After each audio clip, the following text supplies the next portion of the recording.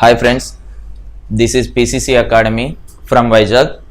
ఇప్పుడు యాక్చువల్గా మన స్టూడెంట్స్కి డీసీ పవర్ సప్లైలో చాలా వరకు డౌట్స్ ఉంటాయి. అంటే షార్టింగ్ చెక్ చేసుకోవడానికి, అలాగే M1 అంటే ఏంటి, M2 అంటే ఏంటి, M3 అంటే ఏంటి, ఈ ఆప్షన్స్లో ఏదేది ఎందుకు పనిచేస్తుంది అన్నది చాలా వరకు తెలియదు.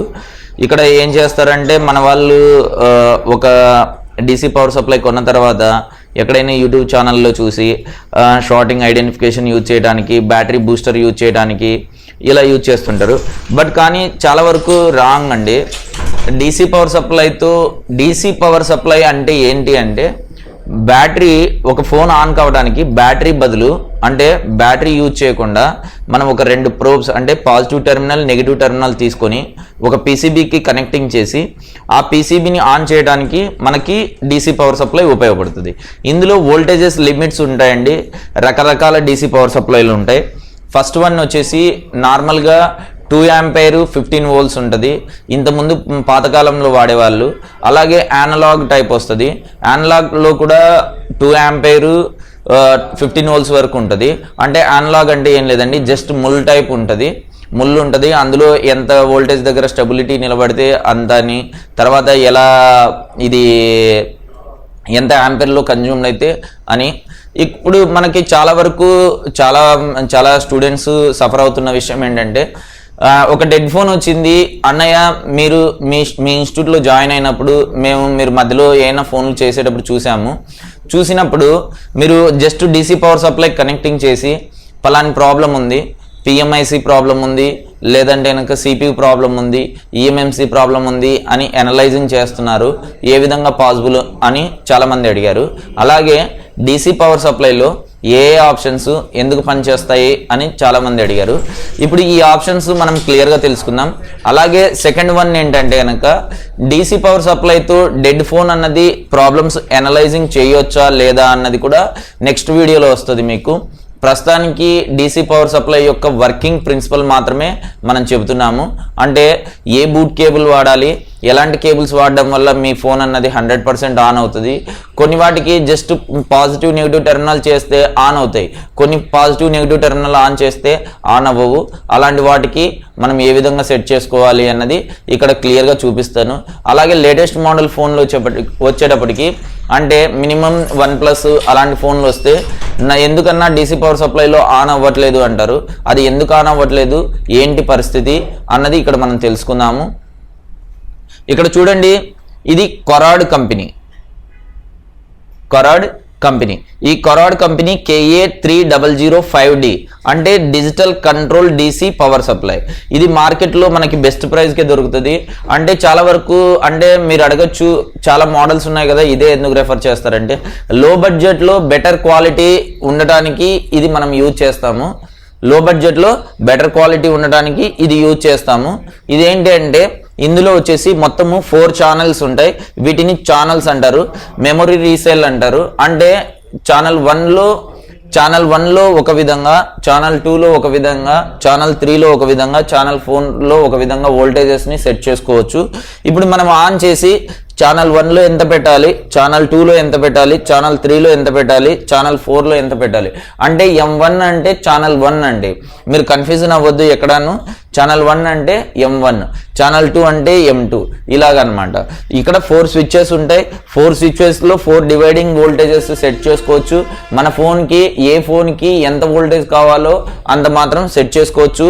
ఇక్కడ చూడండి, ఇది పవర్ కి, అంటే మనకి జస్ట్ ఆన్ ఆఫ్ చేసుకోవడానికి ఇది పవర్ కి యూజ్ చేస్తారు.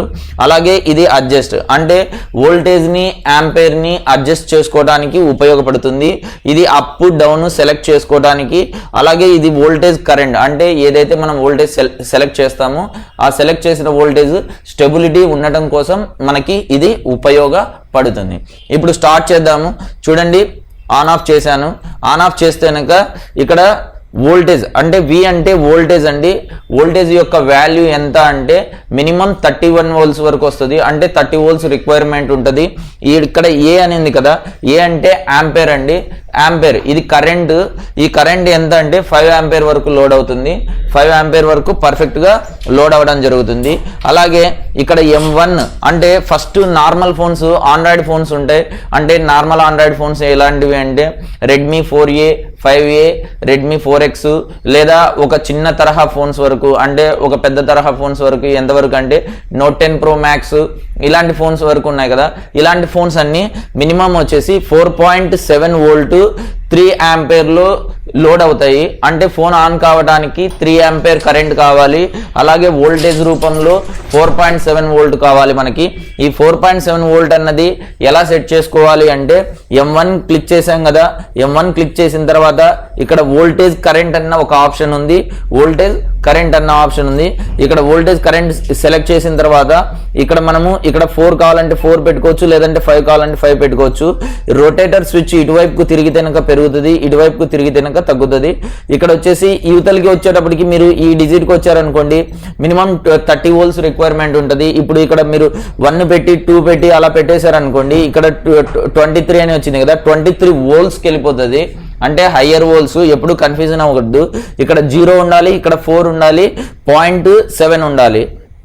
మనం ఏం చేసాము, ఇక్కడ 0 సెట్ చేసాము. తర్వాత ఈ సైడ్ బటన్ ఉంది కదా, సైడ్ బటన్ ప్రెస్ చేయగానే నెంబర్ డిజిట్ మారుతుంది. మీకు 4.7 వోల్ట్ అంటే ఈ పాయింట్ తర్వాత 7 వోల్ట్ వస్తుంది.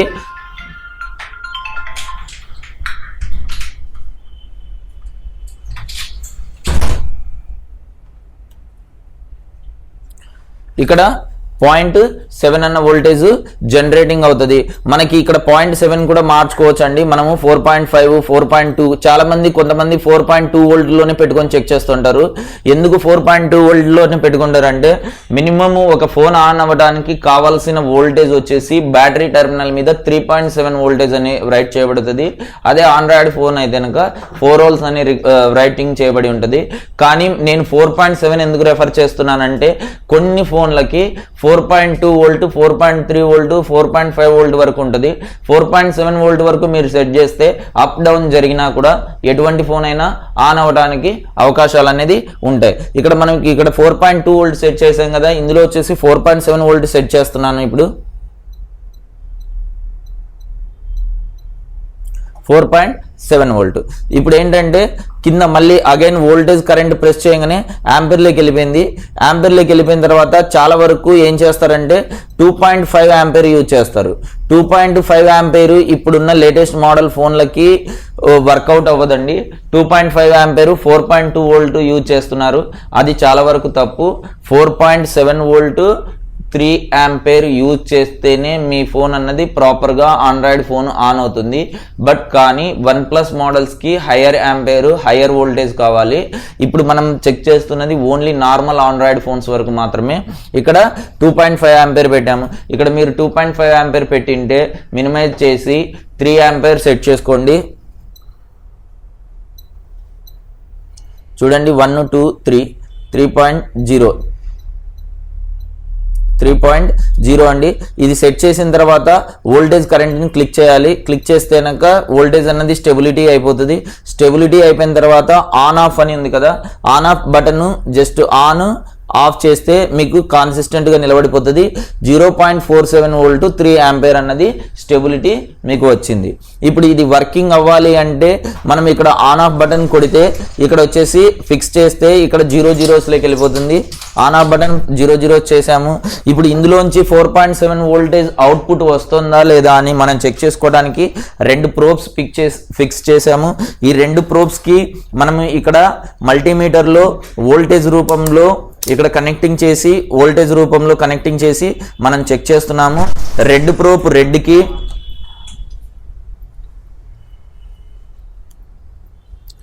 రెడ్ ప్రోబ్ రెడ్కి, బ్లాక్ ప్రోబ్ బ్లాక్కి కనెక్టింగ్ చేసాము.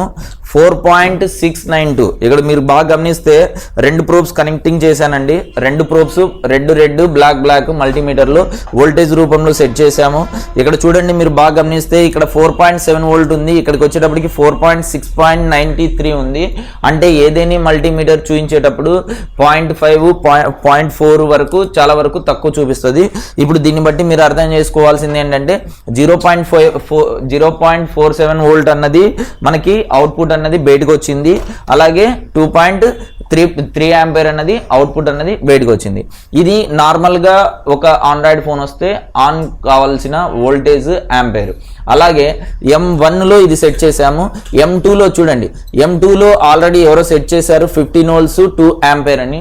M2లో సెట్ చేసుకునేటప్పుడు మనకి ఏంటంటే చిన్న చిన్న ఫోన్లు వస్తాయి.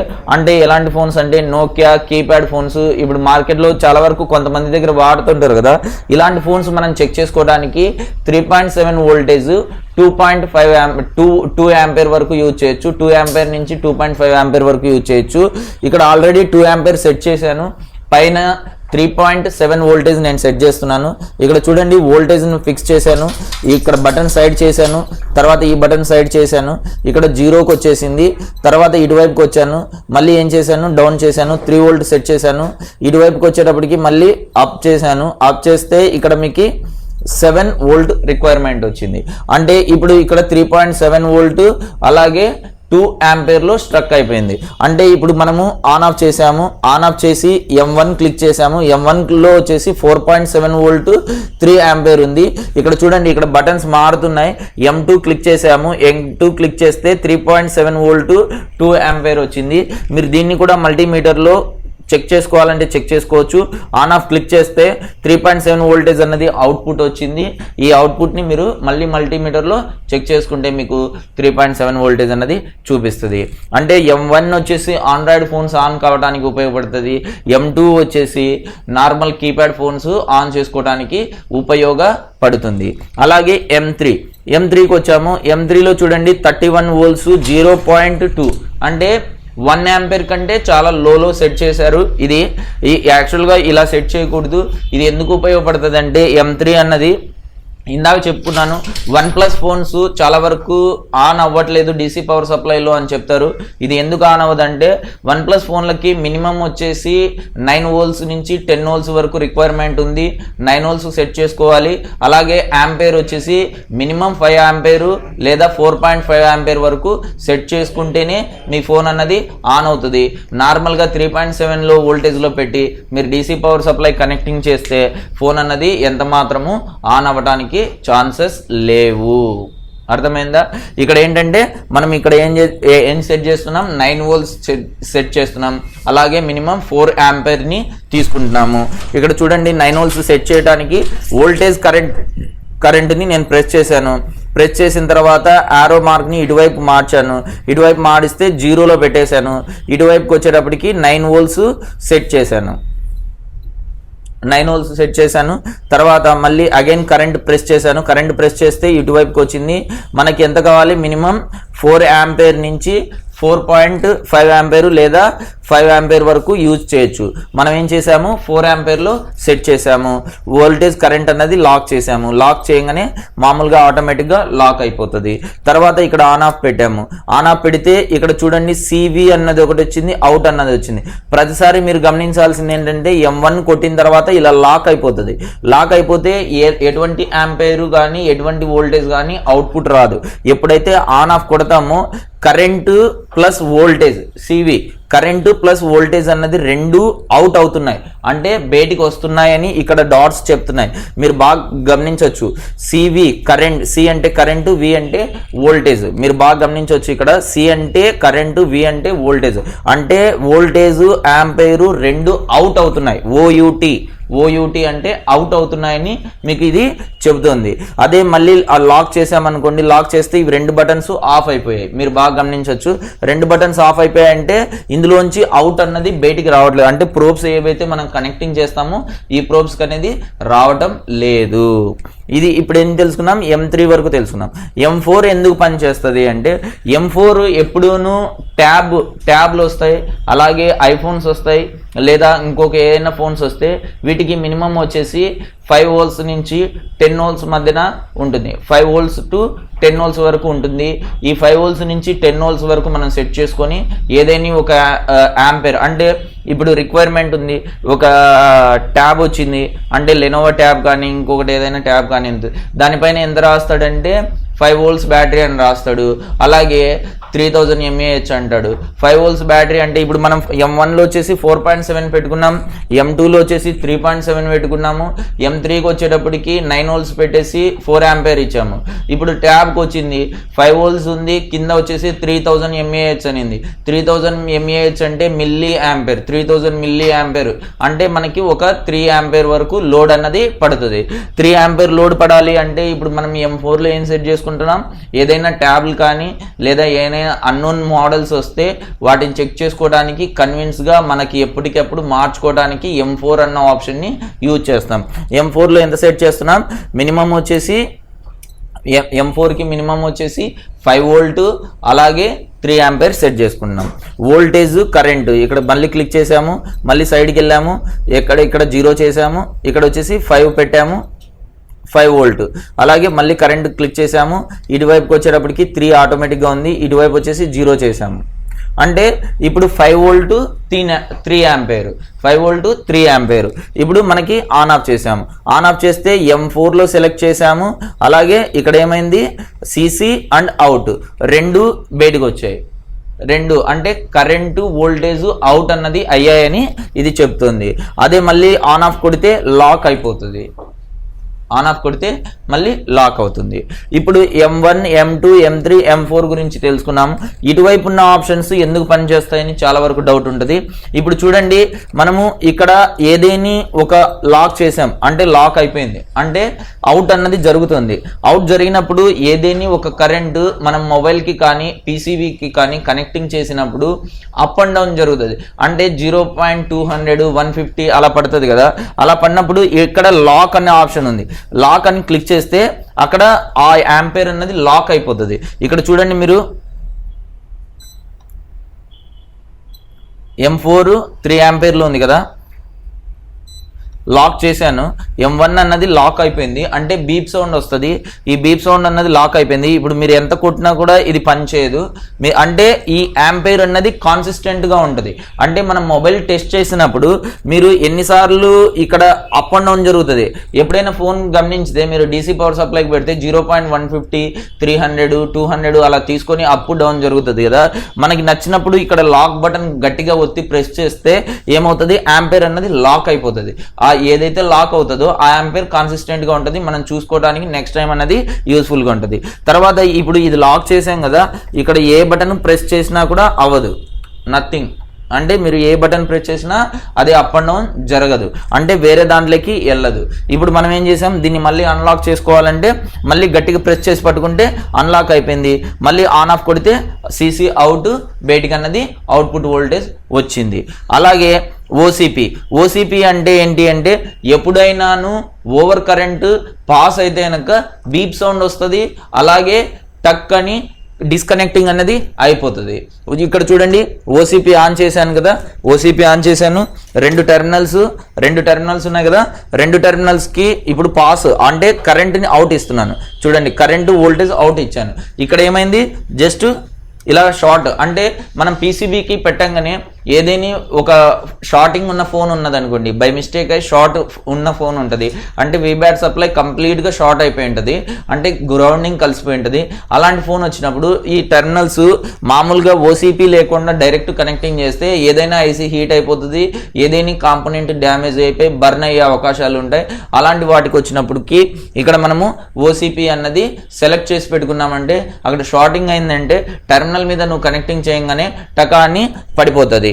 యాంపేర్ అన్నది వోల్టేజ్ అన్నది కరెంట్ పాస్ అవ్వకుండా స్టాప్ చేస్తుంది. ఇప్పుడు అదే ఇంకా కిందికి వచ్చేటప్పటికి O V P over current over voltage protector. ఎప్పుడైనా హయ్యర్ యాంపేర్ కానీ హయ్యర్ ఇది కానీ కరెంట్ కానీ వస్తే కనుక ఆ వోల్టేజ్ అన్నది ప్రొటెక్షన్ చేయడానికి ఉపయోగపడుతుంది. ఇక్కడ చూడండి, మనము ఓసిపి ఆఫ్ చేసాము, అలాగే ఓవిపి ఆఫ్ చేసాము. ఇక్కడ చూడండి, ఓవిపి ఆన్లో పెట్టాం, ఓవిపి కంప్లీట్గా ఆన్లో ఉంది. ఇప్పుడు ఆన్లో ఉన్నప్పుడు మనం ఈ టెర్మినల్స్ తీసుకొని ఏం చేసాము చూడండి, జస్ట్ అంటే ఇక్కడ కరెంట్ అన్నది ఫ్లిప్పింగ్ అవుతుంది, కరెంట్ అన్నది షార్టింగ్ అవుతుందని మనకు చెప్తుంది. చూడండి,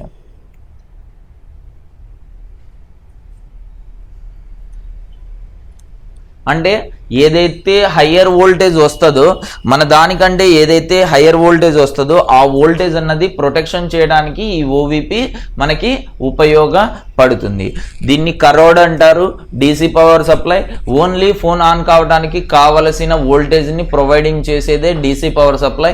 ఎప్పుడూనూ మీరు మాత్రము దీంతో బ్యాటరీలు ఛార్జింగ్ చేసి అలాగే షార్ట్ కిల్లర్ లాగా యూజ్ చేయాలి అని మీరు వీడియోస్ చూస్తే చాలా వరకు ఇబ్బంది పడతారు. ఎందుకు షార్ట్ కిల్లర్ లాగా మీరు యూజ్ చేయకూడదు అని చెప్తున్నారంటే, ఇప్పుడు చూడండి దీంట్లో 30 వోల్ట్స్ వరకు ఉంటుంది, అలాగే 5 ఆంపియర్ వరకు ఉంటుంది.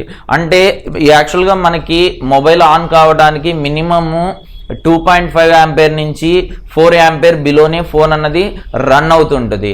అంటే మీరు చదవచ్చు 4500 mAh బ్యాటరీ, 6000 mAh బ్యాటరీ లేదా 3000 mAh బ్యాటరీ అంటారు. అంటే ఇప్పుడు 4000 mAh బ్యాటరీ ఉన్న మొబైల్ ఫోన్కి మీరు జస్ట్ 5 ఆంపియర్లో పెట్టి ఒక 25-30 వోల్ట్స్లో పెట్టి షాక్ ట్రీట్మెంట్ ఇచ్చారంటే అదేమవుతుంది, లేయర్ డ్యామేజ్ అయ్యే అవకాశాలు అన్నది చాలా వరకు ఎక్కువగా ఉంటాయి. అలాగే మీరు రోజన్ యూజ్ చేసి షార్ట్ కిల్లర్ లాగా M1లోనో M2లోనో ఏదైనా ఆంపియర్ పెట్టి మీరు చెక్ చేశారంటే ఆ కాంపోనెంట్తో పాటు ప్లస్ ఆ ఐసీ అన్నది చాలా వరకు డ్యామేజ్ అయ్యే, హెవీగా డ్యామేజ్ అయ్యే అవకాశాలు అనేది ఉంటుంది. ఎప్పుడూను పీసీబీ లేయర్ డ్యామేజ్ చేయకుండా చూసుకుంటేనే మీరు మీ పని అన్నది సక్సెస్ఫుల్గా విజయవంతంగా అవుతుంది. ఎప్పుడూనూ ఈ డీసీ పవర్ సప్లైని షార్ట్ కిల్లర్ లాగా యూజ్ చేయకండి. నెక్స్ట్ షార్ట్ కిల్లరు లో బడ్జెట్లో ఎలా తయారు చేసుకోవాలన్న వీడియోతో మేము ముందుకు వస్తాము. This is PCC academy from Vizag. Thank you for watching everyone.